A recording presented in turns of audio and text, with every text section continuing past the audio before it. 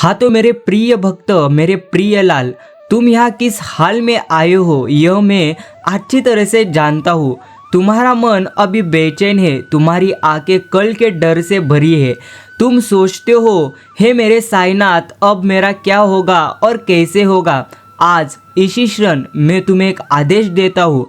तुम अपनी सारी चिंताएं, सारा डर और अपने मन की सारी उलझनें मेरे सामने यहाँ रख दो, फेंक दो और एक दृढ़ संकल्प लो कि आज से तुम सिर्फ मेरे दो वचनों पर जियोगे, वह है श्रद्धा और सबूरी। अगर तुम में इतना साहस है कि तुम अपने सारे बोझ मुझ पर डाल सको तो ही आगे बढ़ो। अगर तुम तैयार हो तो अभी इस संदेश को लाइक कर कमेंट बॉक्स में लिखो, हाँ मेरे साईं राम, मैं अच्छी तरह से तैयार हूँ। हाँ तो प्रथम तुम मुझसे पूछ रहे थे कि हे मेरे साईं राम क्या कर रहे हो, अर्थात मैं हर पल क्या कर रहा हूँ, तुम्हें तराश रहा हूँ। जैसे सुनार आग में सोने को तपाकर कुंदन बनाता है, वैसे ही मैं तुम्हें दुखों की आग में तपा रहा हूँ। हर परीक्षा, हर मुश्किल वह मेरी बनाई हुई नहीं है, वह तो तुम्हारे ही कर्मों का एक अच्छा फल नहीं तो बुरा फल है। लेकिन मैं उस फल को सहन करने की तुम्हें शक्ति भी देता हूँ। तुम्हारा सबसे बड़ा दुश्मन कौन है? बाहर नहीं, तुम्हारे भीतर बैठा है। प्रथम तुम्हारा अहंकार। जब तुम कहते हो यह मैंने किया, तब तुम मुझसे दूर हो जाते हो, क्योंकि सबका मालिक एक कर्ता वह है, तुम सिर्फ निमित्त मात्र हो, यह मैं छोड़ो। और दूसरा है ईर्ष्या।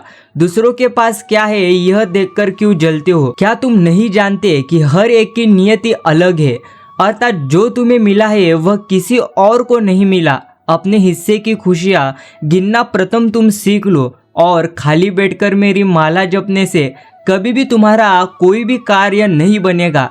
कर्म ही प्रथम धर्म है। अगर तुम हाथ पर हाथ धरकर प्रथम बैठोगे और कहोगे हे मेरे साईं राम, सब आच्छा पूर्णत्व करो, तो वह प्रथम पाखंड है। काम करो, कार्य करो, कर्म करो, पूरी ईमानदारी से करो, और फिर देखो मैं कैसे तुम्हारी मदद के लिए पूर्णत्व दौड़ आता हूँ। और हाँ, जिस प्रकार तुम मेरे द्वार शिरडी आते हो, जिस प्रकार तुम मेरे सामने नैवेद्य रखते हो, जिस प्रकार भर भर कर तुम मुझे दान करते हो, क्या लगता है इससे मैं तुम्हें प्राप्त हो जाऊंगा? क्या लगता है इससे मेरे आशीर्वाद तुम पर बढ़ जाएंगे? ऐसा कदापि ही नहीं है।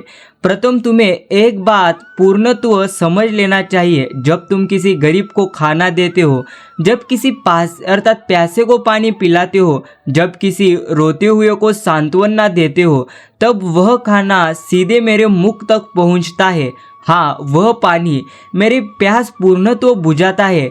याद रखो, स्मरण रखो, मानव सेवा ही माधव सेवा है। जो इंसानियत से दूर भागा वह प्रथम मुझसे दूर भागा। और दुनिया का सबसे बड़ा जादू है प्रेम। अगर तुम प्रेम से बात करोगे तो तुम्हारा दुश्मन भी तुम्हारा मित्र बन जाएगा। किसी का भी तिरस्कार मत करो, क्योंकि हर प्राणी में, हर पत्थर में, हर कण कण में इस सृष्टि के पूर्णत्व में मैं हूँ। इसलिए प्रथम अब तुम्हें स्मरण रखना है कि मैं तुम्हें बेहतरीन बातें कौन सी बताने जा रहा हूँ। बस इन बातों को तुम्हें लक्ष्य पूर्वक सुनना है। देखो, प्रथम तो तुम्हें हर चीज तुरंत प्राप्त करना है, हर चीज तुम्हें तुरंत चाहिए।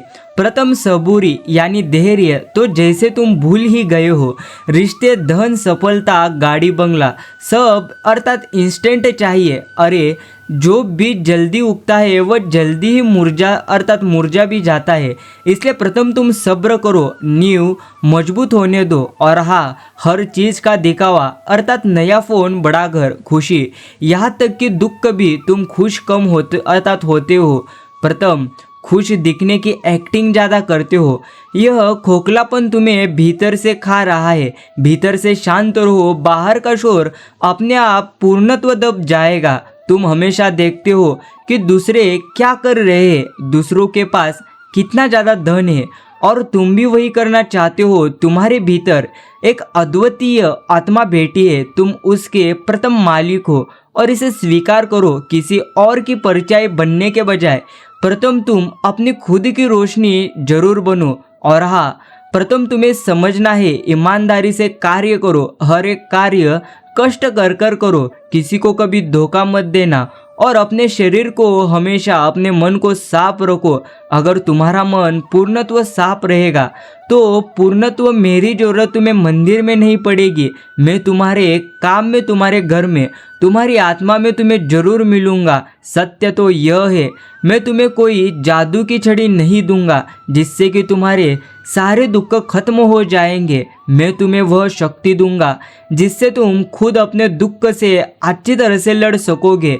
अब प्रथम आंखें खोलो। इस क्षण से हर बार जब तुम ओम साईराम बोलोगे तब तुम खुद से वादा करोगे कि तुम दिखावा छोड़ोगे, अर्थात पूर्णत्व दिखावा छोड़कर सच्चाई से जीवन जियोगे। बस इन्हीं बातों को तुम्हें स्मरण करना है।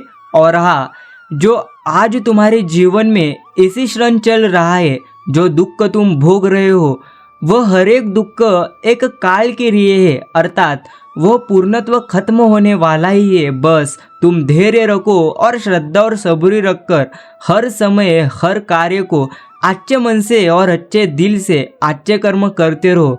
बस अंतिम में तुम्हें मैं यही कहना चाहता था।